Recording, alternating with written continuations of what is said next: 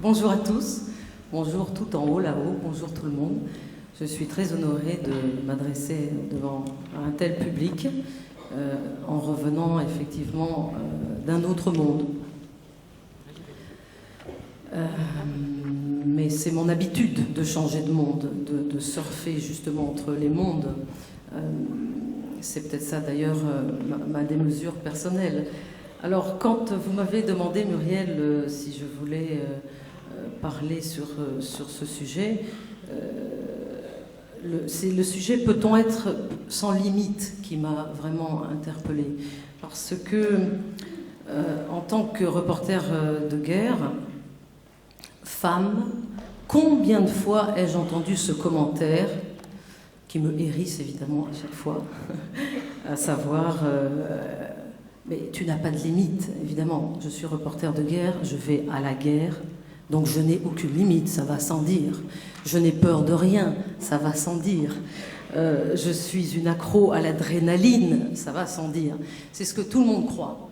Ce sont les stéréotypes habituels sur le reporter de guerre. En plus, je suis mère, donc je suis une mauvaise mère, bien sûr, puisque je vais quand même à la guerre. Mais j'en reviens, voyez-vous, j'en reviens vivante, un peu cassée, un peu cabossée, certes, mais vivante et en tout cas tout à fait prête à partager ce que j'ai vécu sur place, parce que sinon il n'y aurait vraiment aucune raison pour que j'y aille. Je crois que ça serait vraiment le comble pour moi d'aller sur le terrain, dans ces terrains de démesure, et de tout garder pour moi. Si je gardais tout pour moi, je crois que c'est ça qui me rendrait folle. Or, je ne suis pas folle. Et la question que vous me posiez, c'est le reporter de guerre est-il sans limite? Alors justement, je crois que si le reporter de guerre était sans limite, si j'étais sans limite, je serais morte, il y a bien longtemps, sur mes terrains de guerre, c'est certain. Je serais morte là-bas sur le terrain, j'aurais plongé, peut-être même avec délice, en une sorte de suicide, dans ce no limites. J'étais pas là lors de vos débats ce matin, mais la guerre, quand vous êtes sur le terrain en train de la subir, c'est vraiment du no limites. Donc il est facile d'y disparaître.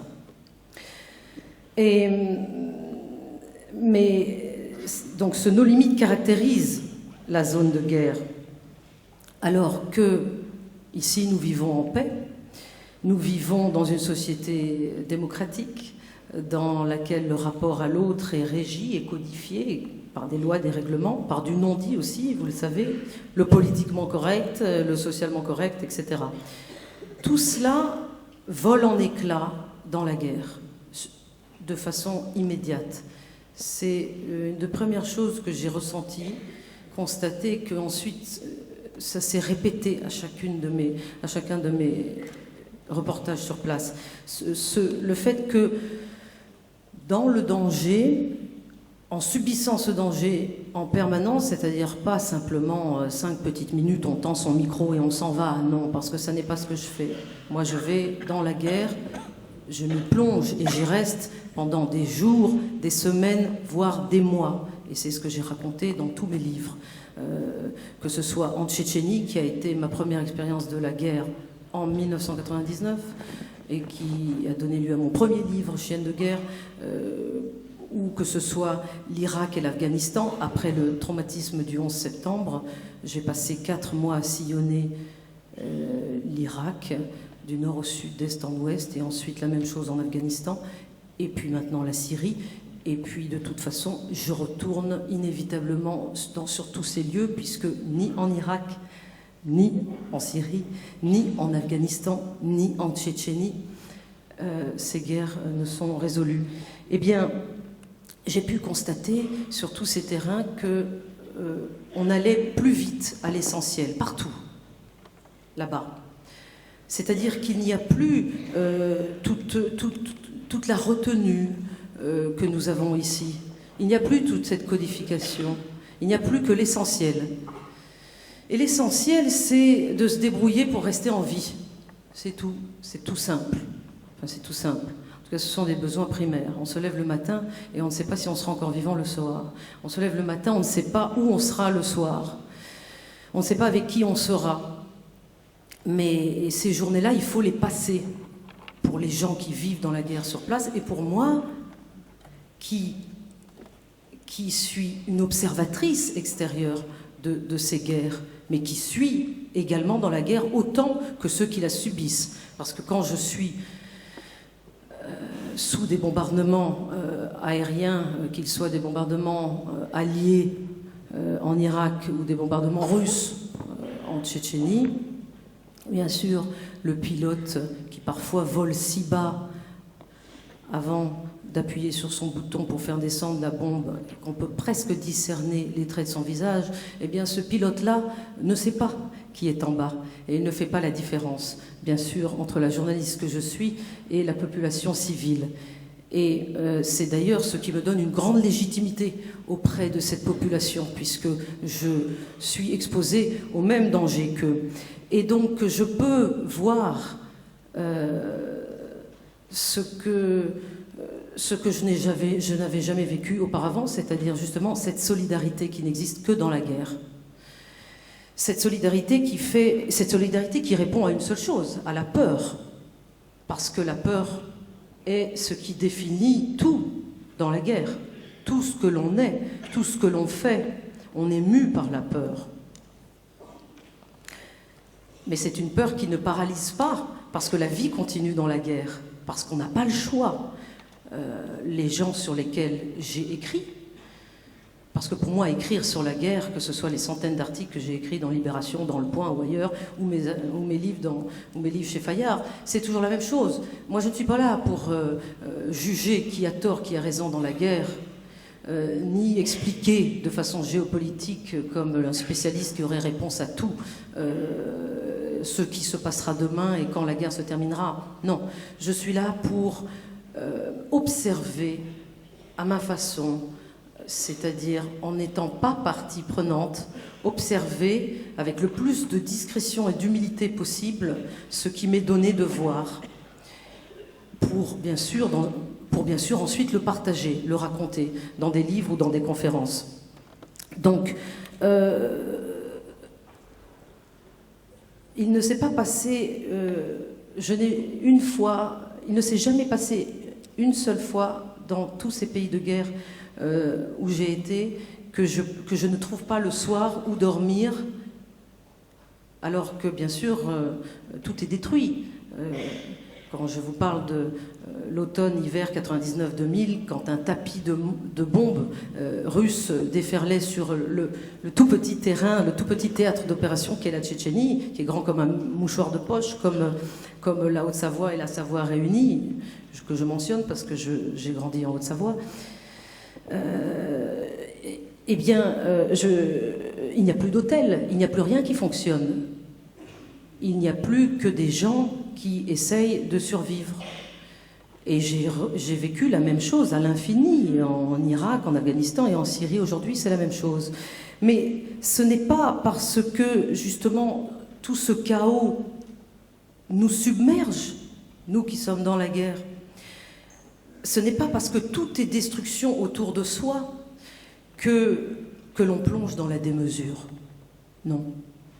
Au contraire, et justement, je voulais vous dire, votre titre est bien choisi. Parce que cette démesure, me semble-t-il, on la maîtrise. On la maîtrise parce qu'on n'a pas le choix. On la maîtrise parce qu'on n'a rien d'autre à faire pour essayer de survivre à ce qu'on est en train de vivre. Soit on disparaît parce que c'est le destin, soit on survit à ce que l'on voit et à aux événements qui sont en train de se passer et qui souvent se prolongent. Et donc dans ces cas-là, on maîtrise à notre façon cette démesure. Et c'est le seul subterfuge qu'il reste finalement à l'esprit humain pour ne pas dérailler complètement. Et je vais vous donner deux exemples. Donc, moi, comme vous l'avez compris, je partage la vie des populations civiles de ces pays en guerre. Parce que c'est comme ça que j'ai commencé en 1999 dans la guerre en Tchétchénie. parce qu'il ne m'a pas semblé intéressant par la suite de faire autrement, c'est-à-dire de faire des voyages d'accompagnement organisés par les forces en présence sur place, que ce soit les forces américaines, les forces françaises, les forces russes, etc. Beaucoup de journalistes le font, je comprends qu'ils le fassent, mais moi j'ai commencé à faire tout autrement, c'est-à-dire dès le départ, avant même que la guerre commence en octobre 1999 en Tchétchénie, cette guerre qui n'a d'ailleurs jamais porté ce nom, puisque hypocritement les Russes l'appellent une opération antiterroriste, eh bien j'étais sur place, comme je viens de vous l'expliquer, parmi la population civile, tout simplement parce que je parle la langue et parce que j'avais senti instinctivement qu'il fallait que je me fasse toute petite pour voir des choses. Et je me rappelle que pendant mon tout premier bombardement, je venais d'arriver dans cette république, c'était en octobre 99, il faisait froid, et j'étais habillée avec des pantalons et une paire de chaussures de marche, comme on s'habillerait pour faire une marche en montagne, parce que la Tchétchénie c'est la montagne. J'ai tout de suite compris qu'il fallait absolument pas que je continue à être habillée comme ça, parce que pas une femme tchétchène n'est habillée en pantalon avec des chaussures de marche. Donc j'ai été m'acheter sur un marché à Grozny une jupe longue et un platok, un foulard que j'ai porté pour pouvoir simplement être habillée comme une femme tchétchène. Alors d'aucuns ont dit ensuite que je me déguisais comme une paysanne tchétchène. Non, je ne me déguisais pas. Se déguiser serait impropre. Parce que si je me déguisais, je me serais sentie mal à l'aise. Or, je ne me sentais pas du tout mal à l'aise. Je me suis habillée en femme tchétchène, en Tchétchénie, en femme irakienne, en Irak, en femme afghane, en Afghanistan. Pour deux raisons. Premièrement, pour ma propre sécurité, parce que justement, être discrète, c'est être comme les autres femmes, ne pas se faire remarquer. Et deuxièmement, pour une question de respect des us et coutumes des sociétés que je traverse et qui m'hébergent. Mais l'exemple que je voulais vous donner, c'est un autre exemple. C'est celui d'un bombardement aérien que j'ai subi en Tchétchénie. J'ai beaucoup d'exemples quand même qui se rapportent à la Tchétchénie parce que c'est la première guerre que j'ai vécue et maintenant que je peux comparer avec celles qui ont suivi, à savoir l'Irak et l'Afghanistan, malheureusement je peux dire que c'était la pire. Celle où il y avait c'était un huis clos total, une espèce de spirale de l'enfermement sur ce tout petit théâtre d'opération. Enfermement que j'ai connu également ensuite en Irak et en Afghanistan, mais dans des beaucoup plus grands pays avec, comme vous le savez, des coalitions internationales d'occupation ou de libération dans lesquelles il y avait des pays occidentaux, et vous avez suivi toutes ces guerres à la télévision, alors que la guerre de Tchétchénie, la seconde guerre, celle qui a débuté en 99, qui ne s'est pas encore terminée, puisque encore il y a quelques jours à Grozny, j'ai subi un assaut de terroristes. Donc ces guerres n'étaient finalement quand même pas tout à fait les mêmes. Eh bien, sous ce bombardement aérien, je me souviens, dans ce petit village en banlieue de Grozny, où je me trouvais par hasard, parce que souvent on se trouve par hasard, à force de traîner dans des endroits, on voit beaucoup de choses. C'est ça, à mon avis, le rôle du reporter. À l'automne 1999, je m'étais réfugiée dans une maison dans laquelle il y avait une jeune femme dont je n'oublierai jamais. Moi j'avais 26, 27 ans à l'époque, 27 ans, oui. Cette jeune femme devait avoir 25 ans. Et c'est au moment où j'étais chez elle, il y a deux voisins qui sont venus lui rendre visite à ce moment-là, deux hommes, je me souviens, donc on était 4. Et c'est à ce moment-là que le ciel s'est noirci d'avions et qu'on s'est rendu compte qu'on allait être bombardés. Et les bombardements ont commencé et donc nous étions pris au piège là, parce qu'évidemment il n'est plus question de moi j'avais laissé mes affaires pas dans cette maison mais dans une autre maison, et de toute façon peu importe dans quelle maison j'étais. Et je me rappelle lui avoir demandé où est la cave, et elle m'a dit je n'ai pas de cave. Donc de toute façon, cave ou pas, bref, quand vous êtes sous un tapis de bombes, c'est une question de chance. Les murs de la maison ne vous protègent pas des bombes. Mais elle m'avait dit, est-ce que tu veux du thé ? Est-ce que tu veux que je fasse du thé ? Et je n'avais pas du tout envie de boire du thé. je n'arrivais plus à avaler ma salive, tellement j'avais peur. Tellement j'étais dans la quasi-certitude de ma faim. Et finalement, je lui ai dit oui, d'accord, fais du thé. Et elle a fait bouillir de l'eau, et elle nous a fait du thé, pour nous 4. On a bu du thé pendant ces quelques heures de bombardement. Et je crois que, je vous dis ça tout simplement parce que c'est ça pour moi, la mesure dans la démesure, c'est-à-dire essayer de se raccrocher à une petite norme, à quelque chose de normal, à quelque chose qu'on aurait fait en temps normal.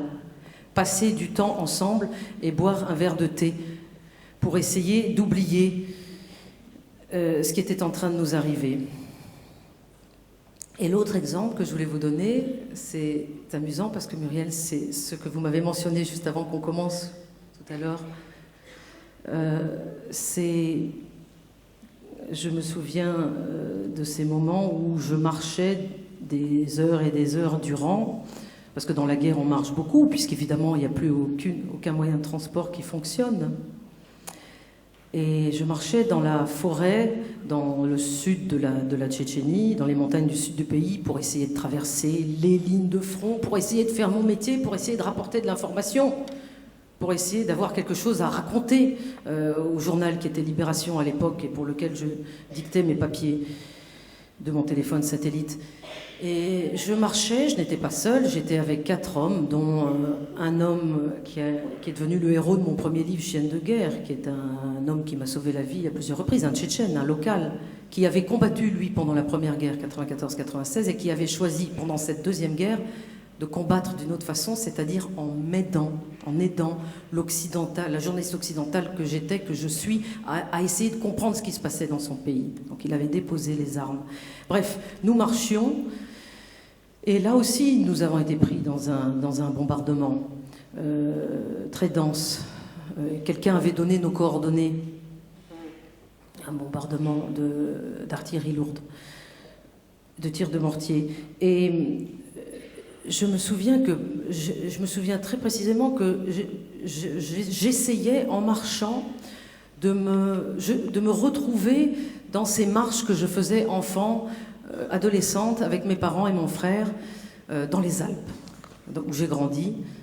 Ces dimanches où mon père se levait le matin et disait « alors on va marcher ». Et j'avais pas envie d'aller marcher, parce que j'avais envie de faire autre chose. Et puis finalement, ces marches étaient toujours un très bon souvenir. Eh bien, dans la guerre en Tchétchénie, je me remémorais ces marches je me revoyais enfant marcher en montagne avec mes parents et mon frère, et j'essayais donc de transformer l'horreur que j'étais en train de vivre en un fait connu, finalement, de moi, et plutôt agréable. Voilà.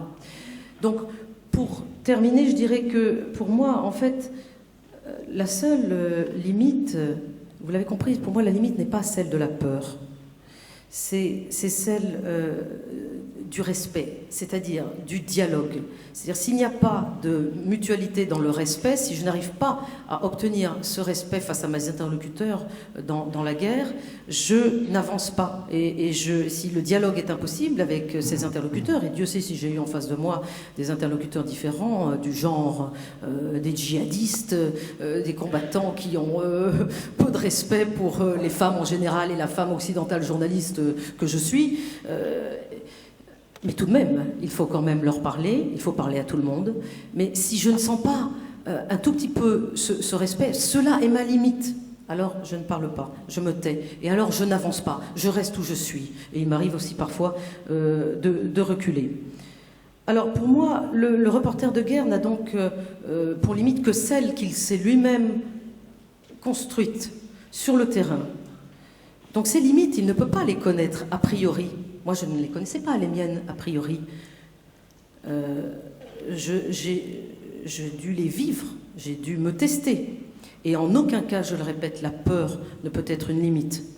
Sauf si elle vous paralyse. Mais là, si la peur me paralysait, ça fait longtemps que j'aurais changé de métier.